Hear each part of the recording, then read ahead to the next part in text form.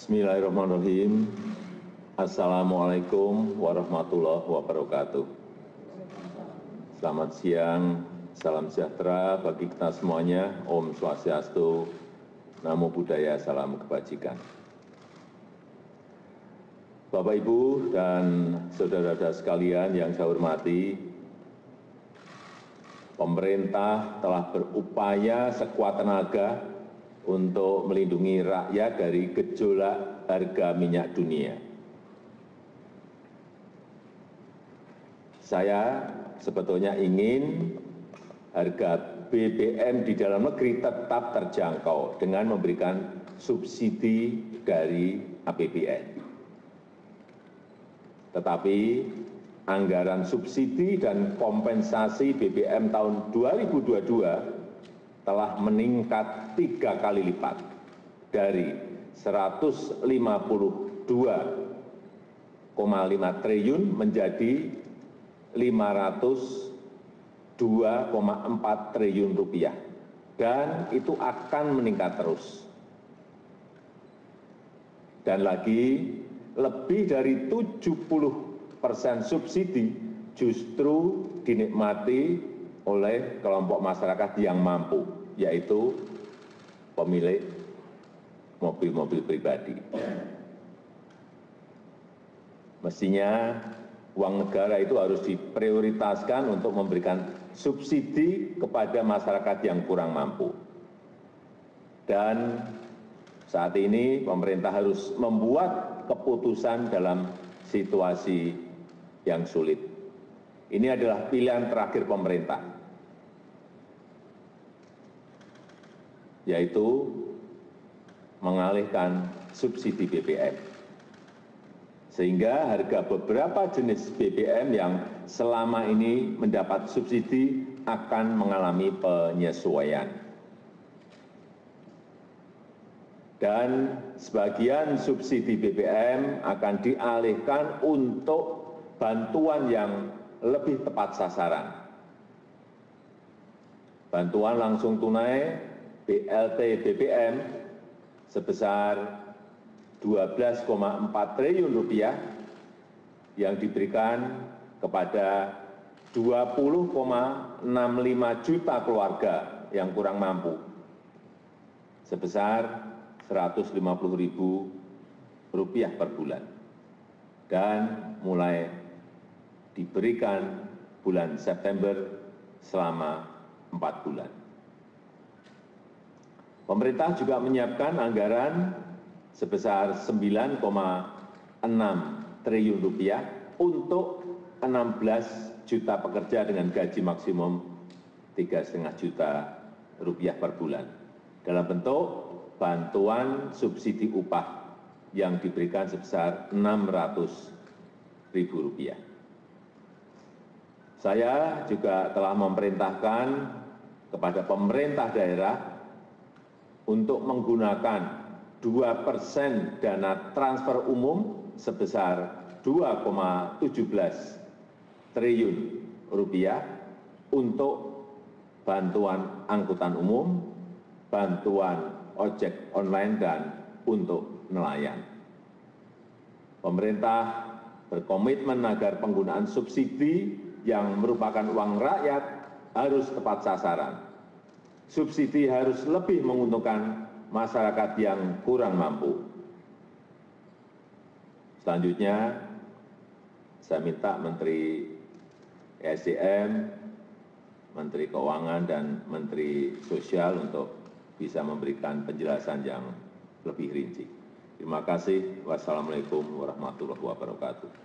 Silakan, Pak Menteri.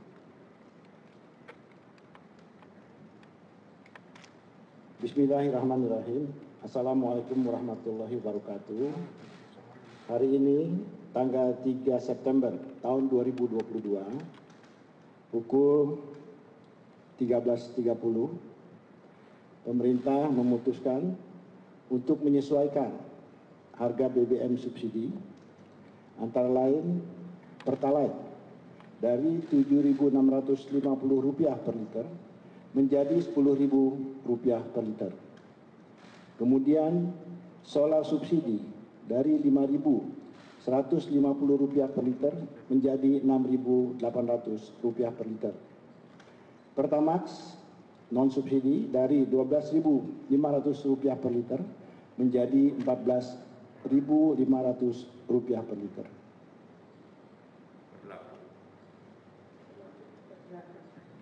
Ini berlaku 1 jam sejak saat diumumkannya penyesuaian harga ini, jadi akan berlaku pada pukul 14.30 waktu Indonesia bagian Barat. Terima kasih.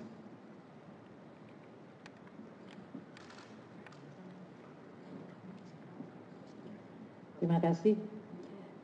Bapak Presiden telah menyampaikan kepada masyarakat mengenai kenaikan dari subsidi yang disediakan oleh anggaran pendapatan belanja.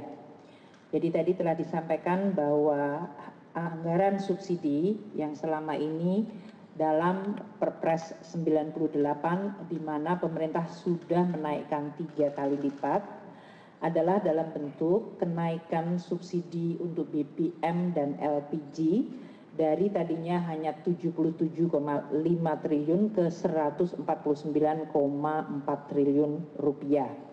Sedangkan untuk listrik dari 56,5 triliun naik ke 59,6 triliun rupiah dan kompensasi untuk BBM dari 18,5 triliun menjadi 252,5 triliun rupiah. Dan kompensasi untuk listrik naik dari 0 menjadi 41 triliun. Sehingga total subsidi dan kompensasi untuk BBM, LPG, listrik itu mencapai 502,4 triliun. Angka 502,4 triliun dihitung berdasarkan rata-rata dari ICP yang bisa mencapai $105 per barel dengan kurs Rp14.700 per dolar Amerika dan volume dari Pertalite yang diperkirakan akan mencapai 29 juta kiloliter, sedangkan volume dari solar bersubsidi adalah 17,44 juta kiloliter. Masyarakat saat ini bertanya karena harga minyak dalam sebulan terakhir agak mengalami penurunan. Kami terus melakukan penghitungan dengan harga minyak ICP yang turun ke $90 sekalipun, maka subsidi masih akan atau harga rata-rata 1 tahun ICP itu masih di 98,8 atau hampir $99, atau kalaupun harga minyak turun sampai di bawah 90, maka keseluruhan tahun rata-rata subsidi rata-rata ICP Indonesia masih di $97.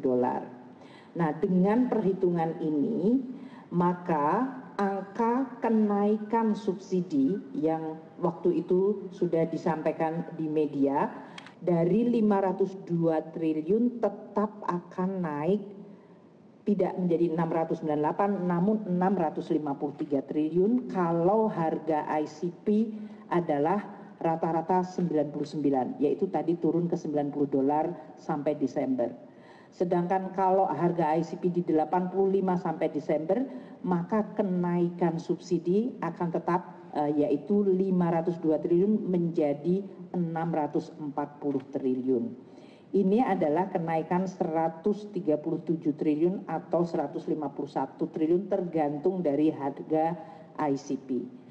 Perkembangan dari ICP ini harus dan akan terus kita monitor karena memang suasana geopolitik dan suasana dari proyeksi ekonomi dunia masih akan sangat dinamis. Kami akan terus mengalokasikan subsidi bagi masyarakat tadi antara 591 apabila harga ICP-nya ada di 85 atau 605 triliun apabila harga ICP di 99. Apabila harga ICP di atas 100 maka total subsidi kepada masyarakat dalam bentuk BBM masih akan mencapai 649 triliun. Inilah yang tadi disampaikan oleh Bapak Presiden, maka sebagian dari tadi belanja yang tadinya adalah untuk keseluruhan subsidi adalah digunakan untuk memberikan bantuan sosial kepada masyarakat. Kita juga akan memantau dampak inflasi dan pertumbuhan ekonomi serta kemiskinan dari kenaikan BBM yang diumumkan oleh Bapak Menteri ESDM. Kita perkirakan dengan adanya bansos yang diberikan tambahan 24,17 triliun, maka kita bisa menahan pertambahan jumlah kemiskinan sehingga tetap bisa kita jaga dan bahkan kita upayakan menurun melalui program-program pemerintah lainnya. Demikian Bapak Presiden, terima kasih. Terima kasih. Jadi kami ingin menjelaskan bahwa saat ini dari rencana 20,65 juta KPN penerima manfaat itu sudah siap salur di PT POS 18.486.756.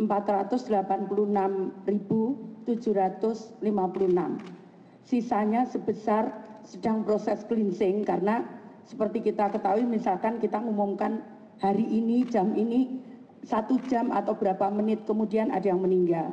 Jadi kita perlu cleansing, masih ada 313.244 keluarga penerima manfaat di PT POS yang sedang kita cleansing bersama. Nah, pemberian ini akan kita berikan 150.000 4 kali, namun kita berikan dalam 2 tahap. Jadi per tahapnya Rp300.000. Kita berikan per September ini dan nanti pada awal Desember kita berikan yang kedua. Nah, di dalam perjalanan itu apabila tadi untuk mengantisipasi itu, maka warga bisa mengusulkan, kami punya situs namanya Usul Sanggah. Jadi warga bisa mengusulkan dirinya sendiri ke dalam program Usul Sanggah itu dan kami akan cek di lapangan antara daerah dengan pendamping kami. Kami punya pendamping 70.000 di seluruh Indonesia. Itu yang harus kita klarifikasi. Kadang karena katanya tidak menerima, ternyata setelah kita cek dia sudah menerima lengkap PKH dan BPNT seperti itu. Nah, itu perlu kita klarifikasi data itu. Yang berikutnya kalau mendesak, maka kami punya namanya comment center, bisa ditelepon di 021 171. Maka itu 24 jam 365 hari siap melayani kalau ada keluhan-keluhan tadi. Kemudian untuk mengatasi warga yang tidak mampu mengakses, misalkan dia kondisinya fisiknya sakit atau tempatnya di pegunungan, seperti yang di daerah pegunungan di Papua dan sebagainya, itu kita akan siapkan khusus. Kita sudah sepakat dengan PT POS, kita akan siapkan, kita akan kerjasama dengan suku-suku, kepala suku, adat, kemudian pemerintah daerah dan tokoh-tokoh agama untuk membagi salur sana dengan kami melakukan penerbangan khusus ke sana. Itu sudah kami janjikan.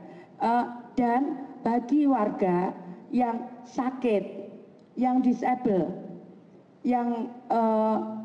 yang mungkin juga tidak perlu datang ke kantor pos, cukup di rumah, maka PT POS akan mengantar ke rumah. Itu sudah perjanjiannya. Jadi tidak perlu, tinggal nanti mengecek saja, itu gratis dengan telepon ke tadi cek bansos dan Usul Sanggah dan comment center 021 171 itu gratis, bisa dicek di situ apakah kami kenapa kami belum terima, maka kami akan tindak lanjuti. Jadi yang sakit, sekali lagi yang lansia, yang mungkin jauh tidak bisa mengakses ke PT POS, tidak usah khawatir, kami akan antar ke rumah masing-masing. Seperti itu. Ada pertanyaan? Silakan. Baik, terima kasih Pak Jokowi dan Bapak Ibu. Saya Yasin dari TV One. Pak, yang pertama kira-kira nanti proyeksinya dengan metode seperti ini bisa tepat sasarannya berapa persen? Dari tadi kan tidak tepat sasaran, kita kan 70%. Dengan metode ini harapannya bisa menurunkan supaya bisa tepat sasaran berapa persen. Kemudian selanjutnya setelah ini kan sampai Desember Pak, apakah nanti tahun depan akan ada anggaran baru lagi untuk subsidi atau seperti apa? Terima kasih. Jadi bantuan sosial ini setiap bulan sesuai dengan Undang-Undang Nomor 13 Tahun 2011 itu kami perbaiki setiap bulan. Jadi di undang-undang itu sebetulnya 1 tahun 2 kali. Tapi karena kondisi perubahan di daerah itu cukup pesat, maka kemudian kita melakukan perubahan setiap bulan. Jadi setiap bulan saya membuat SK baru dan itu masukan dari daerah dan usul tangga tadi. Jadi masyarakat bisa mengusulkan sendiri. Nanti kita memang harus kita verifikasi, karena kalau tidak kita verifikasi nanti tidak sesuai juga. Jadi tetap kita verifikasi. Nah itu masukan itu kita perbarui setiap bulan. Itu dari daerah. Karena memang di Undang-Undang Nomor 13 Tahun 2011 itu kewenangan data itu ada di daerah. Gitu. Daerah memang harus mengupdate setiap bulan ada yang meninggal. Kami juga cross-check dengan data kependudukan dan sebagainya. Jadi kalau dengan data kependudukan clear kita juga dapat penilaian dari KPK cukup bagus soal ini. Seperti itu. Tadi pertanyaannya kalau dengan kenaikan apakah perbaikan dari alokasi subsidi BBM akan menjadi lebih baik.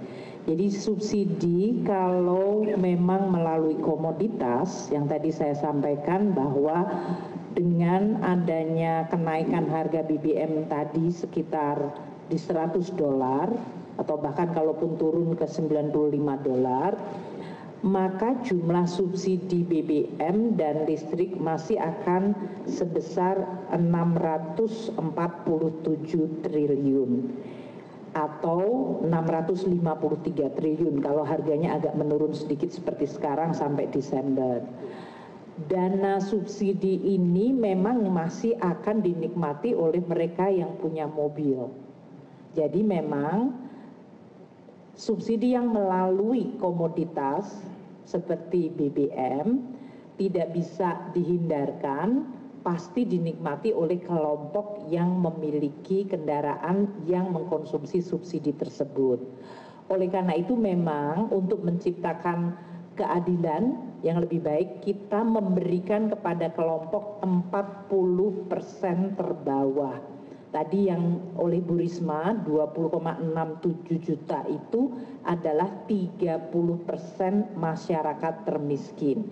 Kemudian yang dari Ibu Menaker untuk 16 juta itu kira-kira bisa mengcover hampir mendekati 50% masyarakat yang dalam posisi ekonomi terbawah. Itulah yang disebutkan 24,17 juta adalah untuk mereka. Pertanyaan kedua untuk tahun depan di dalam Undang-Undang APBN dan sekarang masih dibahas dengan DPR, kita mengajukan subsidi BBM sebesar 336 triliun.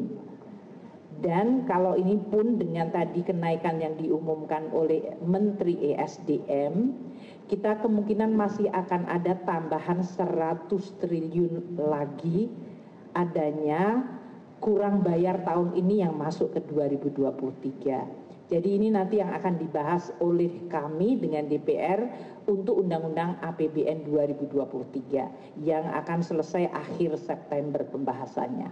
Namun Presiden Jokowi telah menyampaikan di dalam nota keuangan RUU APBN tahun 2023 itu sudah dicadangkan 336 triliun rupiah untuk subsidi BBM. Masih ada? Saya nanya dari CNN, Pak. Saya ingin bertanya, apakah dengan adanya kenaikan harga BBM bersubsidi ini dan juga tren harga minyak bumi yang menurun, minyak dunia yang menurun, apakah ada pembatasan kendaraan bersubsidi pada harganya setelah kebijakan ini diberlakukan? Terima kasih.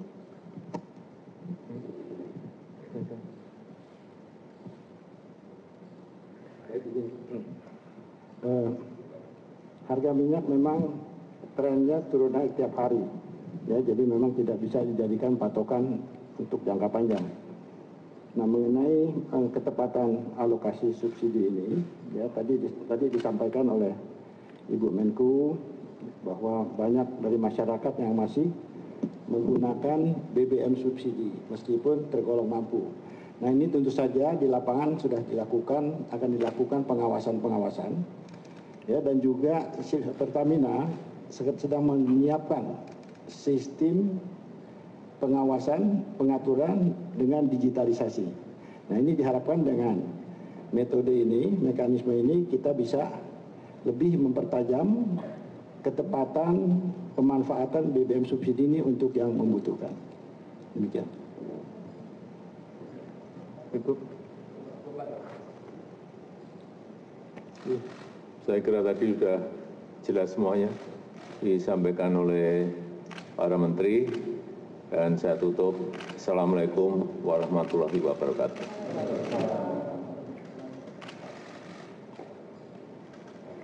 Ya.